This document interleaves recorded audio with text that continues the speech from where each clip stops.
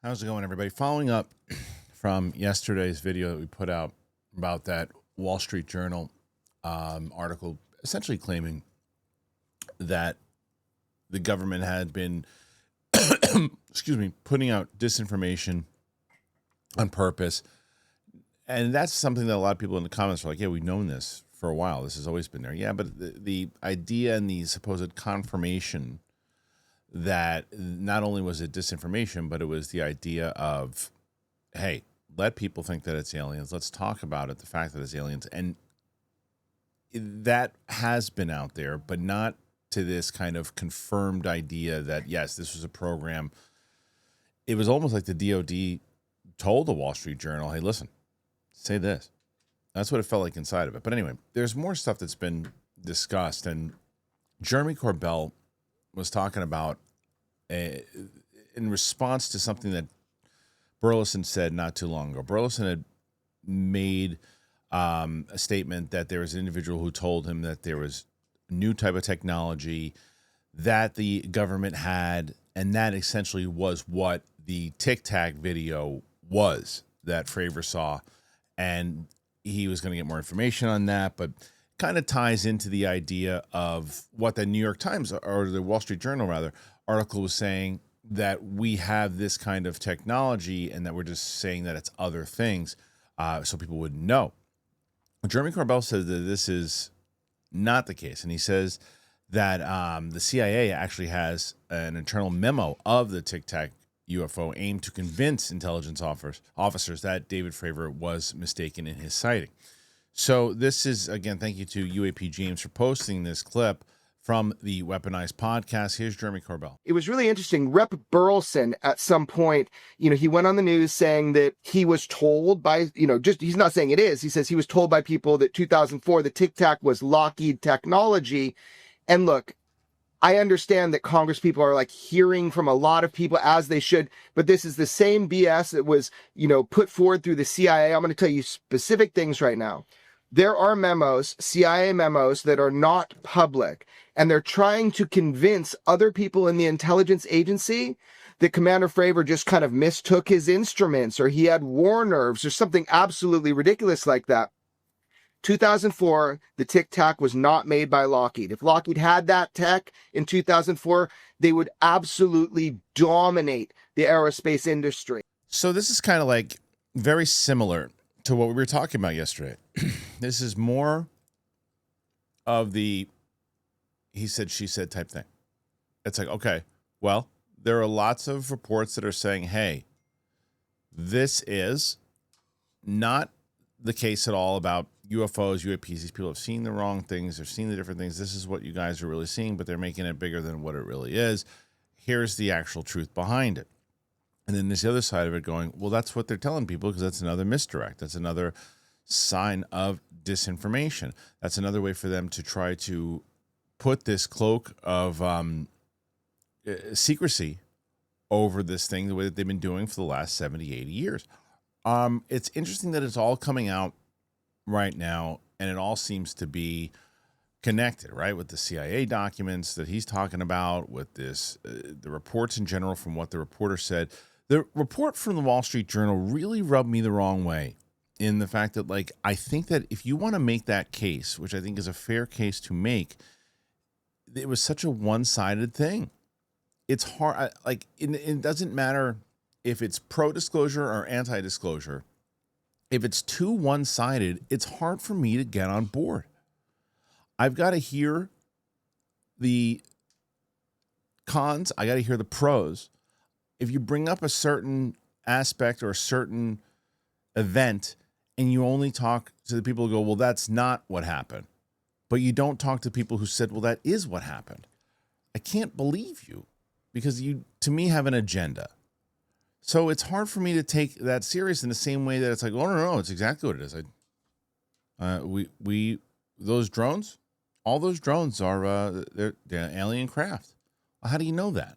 Because I just have a feeling of the way they shifted and everything too. I know, but you don't know that, and I can't, like, there are other people. This is one of the people who are, whether it's Gary Nolan or other people who said, Look, a lot of these things that we noticed over Jersey, they weren't anomalous. So a lot of them were, but a lot of them weren't. And that kind of stuff, when that's brought up, I take that more serious. And I go, okay, well, you're looking at it, you're not saying like everything is. You're saying, no, there are a lot of things, and even Hynek from back in the day, tons of things that could be explained, lots of it that couldn't. And that's what we need to figure out. The whole thing stinks. The whole thing stinks. And the fact that, like, you're telling Fravor, these other people, even with Ryan Graves in the video we did yesterday, he was talking about, I know what I saw. And you can't tell me, well, it was a burst of light that just was going faster than I really thought. I know what I saw. I was in the cockpit. You weren't. Fravor chased after it. And so there's these memos of like, well, Fravor is pretty respected, so we're not going to try to do what we did to say like Grush and get a Klippenstein on him and do that. We're just going to tell him, well, you didn't really see what you thought you saw. That's not what you saw. Yeah, what you did see was this. And they were trying to avert it away from it saying that it was Lockheed Martin and this other stuff. It's all, I can't believe any of it. I can't believe any of it. And it is one of those things where it just does seem like a cat and mouse type of scenario with the information.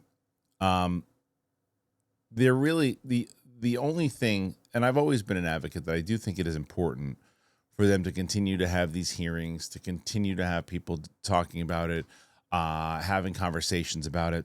It's very important. But we have to get to a place where somebody just dumps a bunch of footage and says, "Oops, put me in jail." That's the case. I just told everybody what it really is, but that's what it is. I mean, Matt Brown's doing a version of that through information, but that's the problem with just information. You can say, well, how do I know this guy's for real?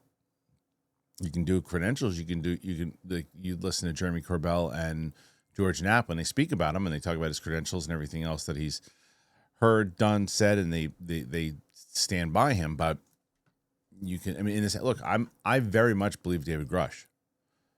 Doesn't mean that he's 100% legit either. I 100%, I'll say 99.9, believe him. But talking to someone instead of having something, clearly he's legitimate. But like when he's working with Burlison, he's working with all these people now too. They brought him on because of his credentials and everything he does. But I'm just saying, for the average everyday person who hears him, they go, sure, he's just saying this, he's just saying that. We're at a place that's like it's put up or shut up at this point. And CIA documents, Wall Street Journal articles, all this stuff. You're just going to have the same thing happen.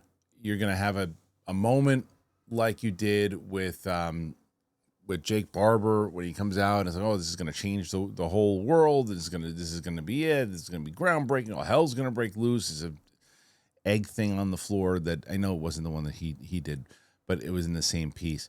That doesn't go anywhere. Everyone gets excited for a second in the pro community, and then it's like, but what did it really do? And then you have the debunkers kind of going out and going after them and rinse and repeat, right? And it's the same thing with the debunker side of it. Hey, we told you guys for a long time. We told you guys this is all crap. Look at our one-sided article. Check it out. And then you're going to have all the people going, no, but. And then there's part 2 of the article that's coming out that the damage that it does, as I always say, what it does is because it's in the Wall Street Journal. I think that they're aware of this too. They know that when they put that out, they're not going to convince people like me or you or anyone watching this channel. We're going to see through it and go, hey, Sean Kirkpatrick is the guy you're using as your main guy. But someone who's picking up the Wall Street Journal on a Sunday or whatever, going through their subscription on their computer and looking at it and finding this article, and they're not into the topic in general, but they see it and they see this and go, oh, okay. So they're putting that Project Blue Book mentality into the rest of society. So it does its damage that way. It definitely does. If it indeed is the hit piece that it seems like it is, it just doesn't seem like you would have won me over. You would have won me over in that, or at least had me go scratching my head a little bit more if you had different people talking, or first of all, you didn't center it around Sean Kirkpatrick, but if you would have, when you were talking about certain people inside of the article, and if you would have gotten comments from them, if you would have said, look, we reached out for comment, and they didn't want to talk to us. It's okay. They reached out for comment. There was none of that. It was, oh, well, this is what we found. It was all BS. It was EMPs. It was all this stuff, and that's what it is. And you're like, well, no, this guy just said it wasn't, and he asked you to just put a retraction into the statement, and you haven't acknowledged it. So it's just all rinse and repeat stuff. The naysayers and the bunkers, they have their audience that they're playing to.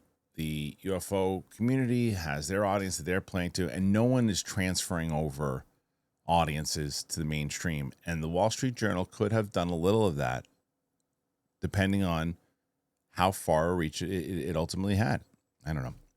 What do you think about all of this? What do you think about this document? What do you think about how this ties in the CIA document? Put your thoughts in there. Let us know. I'm going to be doing a little bit more things, but we're going to be talking about Matt Brown a little bit later on today. He opened up a Twitter account. He's been talking about some stuff and said some wild stuff on Twitter also, so we'll get into that a little later. Thanks for joining us on the show. I appreciate it. Talk to you soon.